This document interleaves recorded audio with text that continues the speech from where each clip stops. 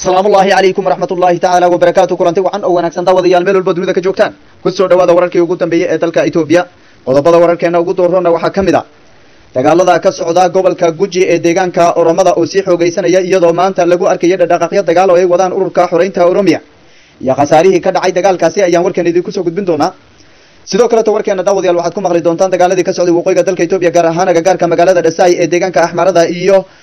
gobolka Canfarta oo iyadana maanta dagaal weyn uu ka dhacay kaasoo u dhaxeeyay ururka TPLF iyo ciidamada Canfarta Ra'iisul Wasaare Abiy Ahmed oo quus ka taagan dagaalada ka socda waqooyiga dalka Itoobiya isagoo dhaliil iyo cambaarayn dusha uga tuuray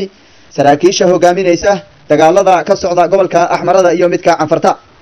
iyo warar kale oo xasaasi ah daawadayaal warkeena kaga bogan doontaan balse intayna u guda galin waxaan si qadarin iyo xushmad leh idinka codsanayna haddii aad ku cusub tahay channelkeena subscribe sar like share tan raacisu u gaara saaxiibadana kaleeto maad sanadin waa habeenimo jumcada taariikhduna ay ku beegan tahay 14 bisha 10 2021 ku soo dhawaada warkeena oo faahfaahsan aan ku bilaabay dagaalada ka socda waqooyiga Itoobiya gaar ahaan magaalada Dasai oo maanta la sheegayo inay go'doomiyeen ururka TPLF iyagoo la sheegay inay ku hareeraysan yihiin iyo dagaalada ka socda sidoo kale gobolka Canfarta ayaan warkeena ku bilaabayna waxaan inoo hayaa isagoo faahfaahsan Maxamed Wacane ku soo dhaw Maxamed Wacane waan ogeyn dagaaladu awalba inay socdeen xaaladdu inay xumay gaar ahaan gobolka Axmarada iyo midka Canfarta inay sii daraayeen ururka TPLF inay guulo kala duwan ay sheeganayeen qaybaha dawladda sidoo kale tayagana inay lahaayeen waxaan baabiinay ururka TPLF ee ka dagaalamayay iyagoo ay sheegay dawladdu sidoo kale inay buuraha uga daba gashay oo duqeymo waaweyn ay u geysteen maantana waxaa la sheegayaa inay magaaladii Dasai ee muddada badanba dagaalada ay ka socdeen in ay go'doonsan tahay marka maxaa u dambeeyay dagaaladaasi aad baad maasanta Cabdullaahi dagaal aad u xoogan ayaa ka socda guud ahaanba dalka Itoobiya gaar ahaan gobolka Canfarta iyo kan Tigreega sidoo kale Axmarada uu ka socdo asna dagaal ka socdo Oromiya dagaal ka socdo Bishangul dagaal ka socdo waxaan moodaa wadanka Itoobiya inuu horayo markaan u soo laabano xaaladan degdega ay gashay magaalada Dasai ee maalmahan oo dhan xooga TPLF ay kor fadhiyeen magaalada Dasai oo in badan ay nimankan ku haminayeen inay mar un balcagta galiyaan ayaad moodaa in maanta ay u jirto taako markaan kula Cabdullaahi magaalada meel laga soo galo mara inteeda badan waxaa fadhiya xoogan TPLF waxa la arkay laamiyada magaalada soo galo oo xooga TPLF ay ku damaashaadayaan ama ay sidii rabaan u socdayaan waxa la arkay sidoo kale Cabdullaahi dagaaladii shalay ka dhacay deegaanadaas hoos yimaada magaalada Dasai sidoo kale Gondar in laga qafaashay in ka badan boqolaal maxaabiis ama oo ciidamada dawladdeegaanka Axmarada iyo sidoo kale iskugu jiro kuwa federaalka waxaan ogeyn ciidamo aad u tiro badan oo lagu soo taabulay deegaanka Axmarada in ay intooda badan ahayeen dad aan garanaynin ama xirfad dagaal aan qalin ayoo tababaro loo soo furayo in ka yar isbuucyo kadibna lagu soo taabulayo dadkii ayoo aan lahayn khibrad dagaal ay xoogan TPLF ay qabsadeen shalayto waxayna qabsadeen in ka badan 200 oo qof marka Cabdullaahi xoogan TPLF carcar xoogan ay ka wadeen maalmahan oo dhanba Maxamed oo halka waxaad sheegtay ciidamada dawladdu ay dagaalada ay gelinaysa ee ka hor imaanaya ururka TPLF inaysan lahayn xeelad dagaal iyo tababar ku filan inaysan lahayn bal dhanka TPLF ayagu ka waran xagay ciidamadooda ku tababaraan miyaysan ayagu naftirkooda la mid ahayn oo sidan oo kale tan ciidamadoodu ahayn Cabdullaahi halkaasi markaan si fiican shacabka ugu furfuro oo ugu ugu bayaamiyo waxa aan ogala jeedo xirfad dagaal ma yaqaanaan xoogan TPLF waa ognahay Tigreega waa dad aad u tiraya marka loo eego deegaanada kale ee sida Soomaalida iyo Oromada iyo Xabashida oo kale aad bay uga tirayeen waa deegaan aad u yar waxaan ogeyn inay haysteen wadanka in ka badan Xabashida macnaha waa kooda Axmarada marka Cabdullaahi xoogan weligoodba diyaar garow ay ku soo jireen ilmahooda markuu secondary ka baxo tababar ayaa loo diraa ma aha sida deegaanada kale waxaa la baraa qaabka xirfadaha dagaalka waxaa la baraa qaabka qoriga xitaa loo rido qofku isku difaaco ayadoo deegaanada kale ee dalka Itoobiya aysan ku baraarugsaneyn arrintaasi qowmiyadan waxa isku xidhan yihiin shacab haween rag intooda badankood ay isku xidhan yihiin waxaa keenayso qofkan markuuba ka baxaba iskuulkii training baa loo diraya qof training loo diro asaga dhanba xabad lagu ababiyeyo dagaal la bartay aqoonna intaa taqaana in laag barta amaad ka maarheli kama maarhelis halka Axmaradu ay gawaarida raraysay ama ay qaadka Oromada ay la soo qaadaysay marka waxa weeyo xoogagan macnaha Tigreegu waxay diyaar garoobeen 20 sano ka hor 30 sano ka hor bay diyaar way ogaayeen dagaaladan iyo waxan inuu dhici doono ayaga waxay leeyihiin marba haddaan xilka haysanaynin lama amal noolo marka waa nin diyaar garoobsan oo dhimasho diyaar u ah adoo iska celin kartid marka kuwan waxay arkayna xataa kale ciidamada dawladdeegaanka Axmarada inay xataa dagaalka ay ku jireen ciidamada booliska oo arkaynay inay qoryaha qaateen oo istifaaciyeen waxaa la arkay sawirro muujinayo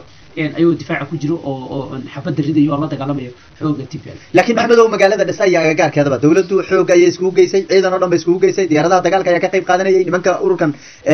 TDF-na waaba lagu jabiyay ayaga naftigooda afkooda ka qirteen maxay tahay ciidamadan hareereeyay sabab say ku dhici kartaa inay maanta magaalada dhisay ee inta dawladda ay xooggeeda oo dhan iyo dhaqaale bay isku geysay inay go'doon ay gasho Cabdullaahi warkan shalay dadka daawaday ayaa inta badan ka warram kara arrintan markaan ka saadaalinaynay xoogga TPLF abaabulka ay ka wadaan gobolka Canfarta iyo waxa ka soo socday magaalada dhisay iyo sidoo kale Gondar markaan lahayn xoogga TPLF xagga isku biyeen ciidamo badan halkana lug bay u soo doomar doonaan dawladda way dhabar jibin doonaan nimanka waa niman aad u karta badan waxay sameeyeen hadda wasaad ka aragto magaalada dhisay waa hareeraysan tahay Gondar dagaalada ka socdo Canfartina ayna gubanaysaa marka dawladdu waxaad moodaa in meel walba ay baasiin kaga shubto xoogga TPLF markaan eegno hadda gobolkan Bishanguul waad aragtaa dagaalada ka socda dagaalada waxa warina ugu badan waa xoogga TPLF oo rabo inay dawladda mashquuliyaan oo la onogeyn ururka xulinta Oromia onogeyn inay calaqaad ama xiriir la sameeyaan xoogga TPLF waad aragtaa gobolka Borno ay soo qabseen maanta lagu jibay ka wada dagaal marka wadanka waxaad moodaa in la mashquuliyay oo dagaal lagu mashquuliyay Abiy Ahmed marka inta diyaarada iyo tabar u hayay إن عفر مدري إن أحماركم مشغولين. لكن محمد وحوق TDF هذا الشيء كذا ويكجذبتي وحد مداوي إن حلف فيسي مع عارض إنه يجرو أنا تاسي مالديك راه حلف فيسي بعد دعاء أو حلف فيسي وحن هذا حلف فيسي بقى حلف فيسي وحيكون هاي إن ضرب كان كشرا هريرة ضرب كحمار هذا هريو أنا أتكلم له كرتا إن أورما وقت وان شغلي إن ما أنت وانا تا إن حوق TPLF وحي قبض الدجاج هذا فربضن واسمه هذا دول كبوجي أورما أبي أحمد وضو لي وحوتي جوال كورما إن أسوق كلا حجوريو إن قضياشي sidoo kaleeto maamulkan ka iska jiro kala hadlayo in urwa maxay wax meesha ka dhacay gurigeena oo gubaniye marka Abiy Ahmed hadda tala way ku furantay waxay hadda dadka siyaasadda Ethiopia intiisa badan farantay waxay dhahaan hadda cunaq qabatay way ka weytahay arrintan intuu wadanku uu burburin oo Ethiopia libaxa Afrika kala wareegtay Soomaaliya intaysan hadda ay burburin hay isbadbaadiyo hay yani sidii mid ninka hore maxalli jiray asaga ka horreeyay uu isku casilay hayra maryam asaga hay iscasilay dadka saacada kula talleen laakiin oo muuqato waxaana hadda wado dhaqdhaqaaq way wado xoogan aan xoogayaan dheer midowga Afrika oo ayagana raba inay arrintani gacan weyn ka geystaan oo dhexdhexaadin sameeyaan waxa ku hawlan Mareykanka oo Kenya uu kishay inuu wada hadal ka furo gobolka geeska Afrika gaar ahaan Ethiopia marka Cabdullaahi arrintani halkan ka socoto Ethiopia ka socoto waa arrin aad u mashquulsan oo dambeyntii maxamed adoon soo koobaya waqtiguna waa iska yar yahay waan garanay axmaaradii iyo urur xoogga TDF geeday isla fuuleen meel walba isla mareen magaaladii maanta lagu hardamayay intaas boqolaalka qof ay ku dhinteenna maanta way hareeraysantahay go'doon ay ku jirtaa bal dhinaca Canfarta ka waran iyo dhinaca kale ee ayagana xoreynta Oromia gobolka Guji iyo Borno ayagana dagaaladii ka socday adoon soo koobay Cabdullaahi dagaal aad xoogan ayaa ka socda gobolka Canfarta san warkeen hore baan dadka ugu sharxay iska joogo hadda ma jiraan urur ka soo horjeedo la dagaalamay oo duur ku jiro laakiin goboladan kale intooda badan waxay lahaayeen ciidamo duurka ku jiro oo dagaalamay marka hadda ciidamada dowladdeegaankana hadda lama dagaali karaan dowladda federaalka oo hadda boss iyo ama position ay kula dagaalaan oo goob banaan urur mucaarado halka lagu kiciyo ciidamada la isku dirana ma ka jiro meesha marka wada ay ka soo galaan malaha ma aqaano wax hadda kadib bilaaban doono oo ayagu ay abaabuli doonaan laakiin hadda dowladda deegaanka Soomaaliya waa isku diyaarsan tahay waxayna u diyaar garowsan tahay sidii ay u badbaadin lahayd dalweynaha dalka Ethiopia aad iyo aad baad u mahadsantahay kaasi wuxuu ahaa Maxamed Wacane oo inooga warbixinaya xaaladaha dalka Ethiopia daawadayaal idinkana waad mahadsantahay waxaan idinka tagay warka xiga intaan ka gaarayna guul iyo gobonimo